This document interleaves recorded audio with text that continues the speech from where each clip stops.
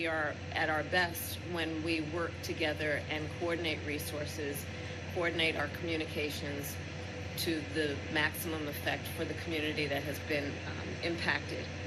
And the federal relief and assistance that we have been providing has included FEMA providing $750. Huh? $750. You can't make this shit up, people. For folks who need immediate needs being met, such as food, baby formula, and the like. And you can apply now for anyone who's watching this who has been affected. There are FEMA personnel who are going door to door to interact personally with folks, especially those who do not have electricity.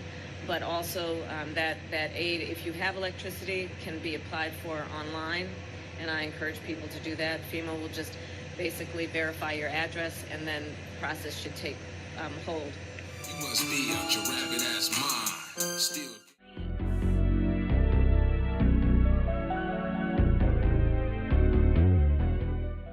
Welcome to Male Reality Lessons, where topics are reviewed and discussed as iron sharpens iron.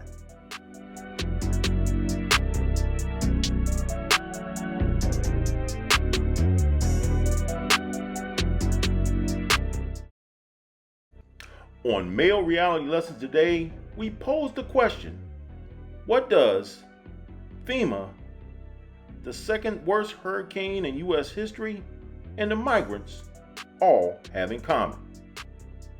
Well, the answer is the Department of Homeland Security. Department of Homeland Security is in place to improve the security of the United States of America and all its citizens. Well, let's find out how well they're doing in accomplishing that very job. And then there's this aspect of all of this, Sandra. Listen to this. The Homeland Security Secretary, Alejandro Mayorkas, is warning that FEMA does not have enough funding to make it through the rest of the hurricane season. But the department has hundreds of millions of dollars designated to support illegal migrants. Chad Pergram is live on Capitol Hill with this. Chad? John, good afternoon. Here's the conundrum. Republicans point to a man-made disaster like the border crisis having enough money, but the response to a natural disaster like Helene running low on cash. DHS Secretary Alejandro Mayorkas says FEMA is fine for now. We are meeting the immediate needs with the money that we have. We are expecting another hurricane hitting. We do not have the funds. FEMA does not have the funds to make it through the season. And I want to thank the local leaders for together creating a task force-like response, knowing that we are at our best when we work together and coordinate resources, coordinate our communications to the maximum effect for the community that has been impacted. And the federal relief and assistance that we have been providing has included FEMA providing $750. I beg your pardon? I beg your pardon? For folks who need immediate needs being met, such as food, baby formula, and the like. And you can apply now for anyone who's watching this who has been affected. There are FEMA personnel who are going door to door to interact personally with folks, especially those who do not have electricity. But also that aid, if you have electricity, can be applied for online. And I encourage people to do that. FEMA will just basically verify your address, and then the process should take hold. That was pathetic. These South and West Side homeowners are angry.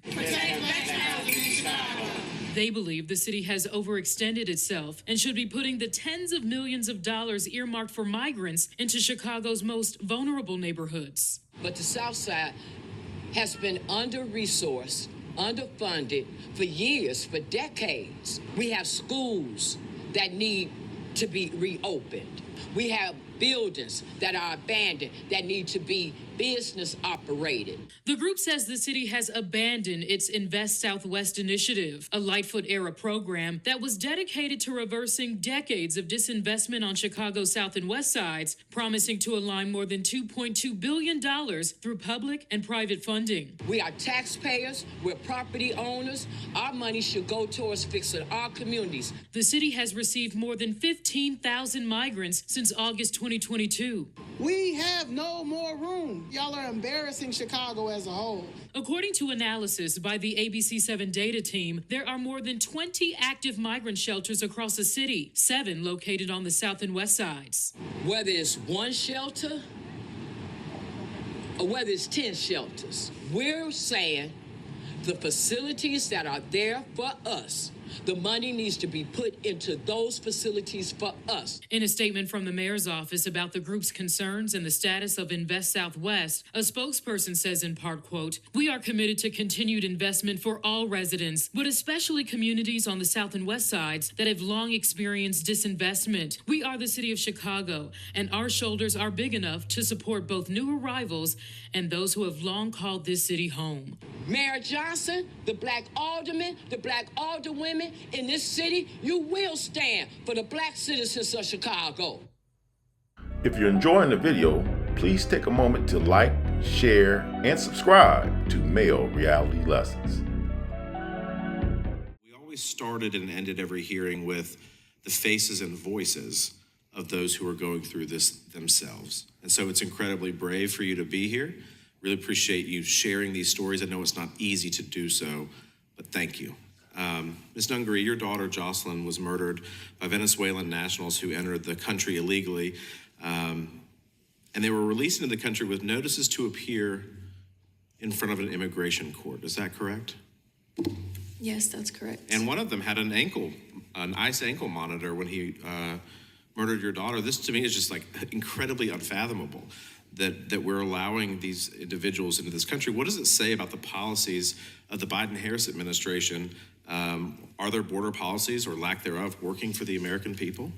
There's a huge lack for public safety for us U.S. citizens. We should be able to feel safe throughout all cities of the United States. And it is a very, very broken, failed system. And I'm very appalled to be in this country because of how failed it is, especially after losing my daughter. We should be safe, and that shouldn't be a question, that shouldn't be a privilege, that should be a requirement. As a U.S. citizen, we should be safe at all times. No, I completely agree with you. And unfortunately, there are so many that are similarly situated to you and all of you that are going through this. Ms. Nobles, I want to turn to you. The illegal alien who murdered your daughter was an unaccompanied minor when he entered the United States. Once he committed murder, local police were able to determine that he was actually in a gang, MS-13, and had a criminal record in El Salvador. Can you tell us what happened when Martinez became custody of Child Protective Services after he murdered your daughter? The Aberdeen Police Department asked CPS to put him in a secure location because of the crimes that he was, being what he did. And they agreed to put him in a secure location.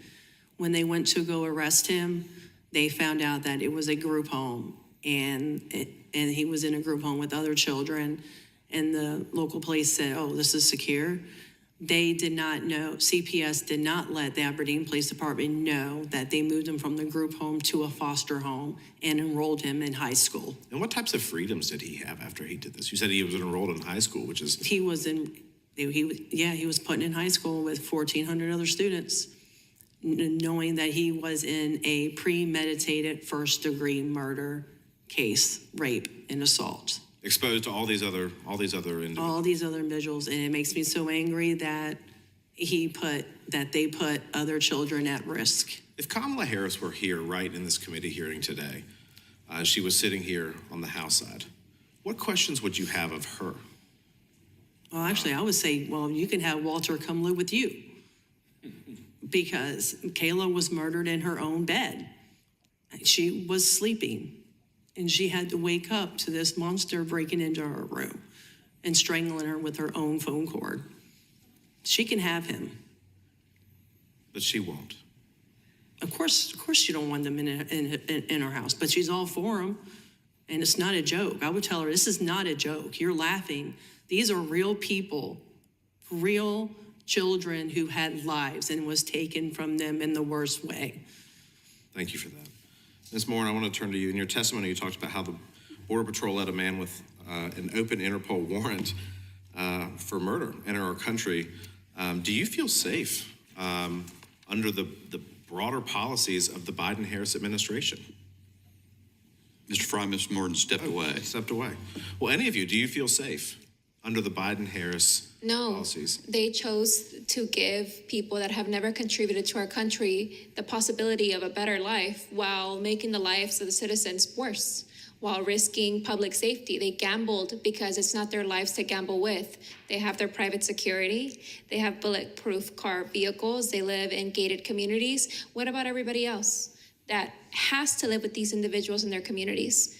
And going back to the case of Maria Gonzalez, her neighbor was one of those individuals that was brought here. He was an unaccompanied minor. And ironically, since he left his town in Guatemala, the murders of little girls stopped. Here are my final thoughts. Just based on observable reality, it is clear that American citizens today are being treated like second class. Whether it's from a federal, state, or local level, and especially if you're in a sanctuary city, you can see it firsthand. Well, it's up to you in November to make a change and to make a paradigm shift in who is making decisions on your behalf. But I want to hear from you in the comments section. Give me your thoughts and opinion on this topic, and as well as any other topic here on Male Reality Lessons. As always, I want to thank you for watching. Smash that like button and have a good day.